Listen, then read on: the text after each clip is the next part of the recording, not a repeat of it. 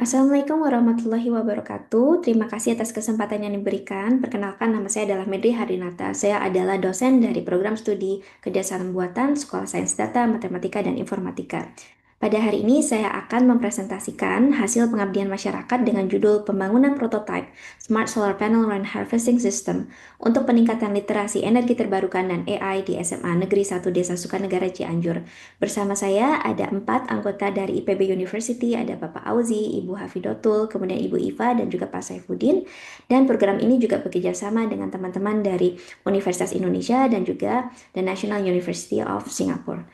Nah, di Sukanegara ini terdapat sebuah desa namanya Desa Sukanegara dan Desa Sukamekar yang terletak kurang lebih 47,5 km dari pusat kota Cianjur. Ya, jadi desa ini terletak di daerah pegunungan dan sangat rentan bencana alam seperti banjir dan longsor. Jadi terdapat banjir pada tahun 2022 dan 2024 yang menyebabkan terjadinya kerusakan infrastruktur yang cukup signifikan.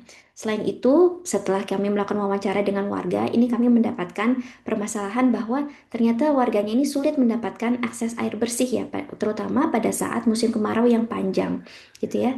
Nah, di Desa Sukanegara dan Desa Sukamekar, khususnya di Desa Sukamekar ini ada satu sekolah ya, yang namanya adalah Sekolah SMA Negeri 1 Sukanegara. Jadi satu-satunya sekolah yang memiliki sekitar 1.000 siswa di daerah tersebut dan mereka mengandalkan air dari PDAM dan juga sumur bor. Nah, apabila sumber airnya itu tidak mencukupi, seringkali warga sekolahnya itu meminta pasokan air dari warga karena sulit sekali gitu ya mendapatkan air bersih. Mereka juga mengatakan bahwa mereka sudah mencoba melakukan pengeboran untuk mendapatkan sumber air ya, untuk membuat sumur gitu ya, tetapi daerahnya itu memang tanahnya itu keras gitu ya dan juga banyak batu gitu sehingga sulit sekali mendapatkan sumber air bersih seperti itu. Kemudian yang kedua adalah ada permasalahan terbatasnya literasi teknologi karena memang sekolahnya itu terletak jauh ya dari pusat kota seperti itu. Lalu setelah wawancara dengan pihak sekolah dan kita juga berdiskusi dengan pihak sekolah, kami muncul dengan sebuah inovasi seperti kita harus membangun sebuah sistem pemanen air hujan cerdas gitu ya. Jadi kita coba untuk menampung air hujan yang kemudian difilter atau disari gitu ya.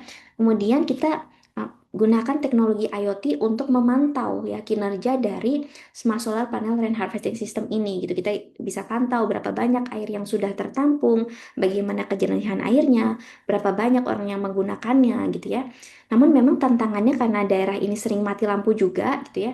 Kita perlu memikirkan energi yang kira-kira ramah lingkungan seperti apa. Lalu muncullah ide untuk mengintegrasikan sistem IoT ini gitu ya.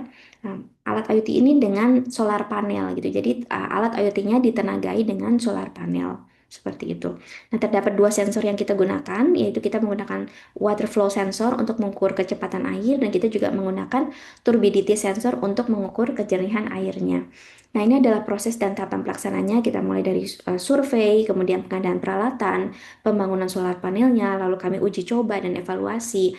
Lalu kita juga selain melakukan pembangunan sistem pemanen air hujan, kita juga membekali guru dan tata usaha di sana itu untuk mengetahui lebih baik mengenai computational thinking agar mereka bisa berpikir kritis, mengidentifikasi masalah, mereka bisa membuat sebuah solusi yang secara dan menuliskan instruksinya itu secara lebih terstruktur dan sistematis gitu ya. Oleh karena itu kami mengadakan pelatihan computational thinking, berpikir komputasional, kami juga mengadakan pelatihan AI ya, agar mereka bisa meningkatkan kemampuan dalam pengetahuan mengenai kecerdasan buatan dan juga pelatihan mengenai energi terbarukan seperti itu. Lalu pada tahap akhir kami melakukan penyusunan laporan dan jurnal ya seperti itu. Nah, ini adalah hasil dari sistem pemanen air hujan cerdasnya. Teman-teman, terdapat sebuah tandon yang di bawahnya dilengkapi dengan teknologi IoT ya, dan teknologi IoT ini ditenagai dengan panel surya.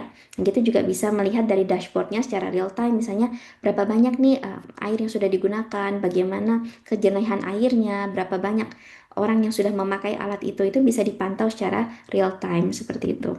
Nah, kemudian ini adalah foto dokumentasi pada saat kami melakukan pelatihan computational thinking, AI, dan juga renewable energy. Kami mengadakan pretest dan post-test dan melihat baik di AI dan juga di dalam pelatihan energi terbarukan terjadi peningkatan ya, peningkatan nilai gitu. Jadi pada saat pelatihan AI yang awalnya nilainya 7,57 rata-ratanya dari total maksimum 12 yang mereka bisa peroleh itu meningkat menjadi 9,62 gitu. Juga di dalam pelatihan energi terbarukan yang awalnya nilainya adalah 13,20 dari maksimum skor 18 itu meningkat menjadi 15,77 pada saat post-test. Nah, ini adalah hal selanjutnya kami dari hasil pelatihan ya, itu menuliskan hasilnya dan mensubmitnya ke dalam sebuah jurnal pengabdian masyarakat ya kita submit di jurnal pemberdayaan masyarakat Sinta 2 manuskrip berbahasa Inggris dan saat ini sudah masuk seleksi untuk review proses seperti itu lalu juga kami publikasikan kegiatan ini di dalam media massa 5 media massa dan juga 4 surat pembaca ya kita melakukan sekitar kurang lebih 9 publikasi media seperti itu lalu ini adalah dampaknya yang bisa dilihat dan hasil pelatihannya ya. Seperti yang tadi sudah disampaikan, untuk pretest dan post-test ini mengalami peningkatan gitu dari 37 total responden, nilainya meningkat secara signifikan. Juga pada hasil pretest dan post-test untuk pelatihan energi terbarukan ya, yang awalnya nilainya 13,20 plus minus 0,91 ini meningkat di post-test menjadi 15,77 plus minus 0,76 seperti itu. Nah, jumlah masyarakat yang terlibat dalam pelatihan ini adalah kurang lebih 60 orang gitu ya. Jadi cukup banyak guru dan tata usaha yang ikut dalam pelatihan.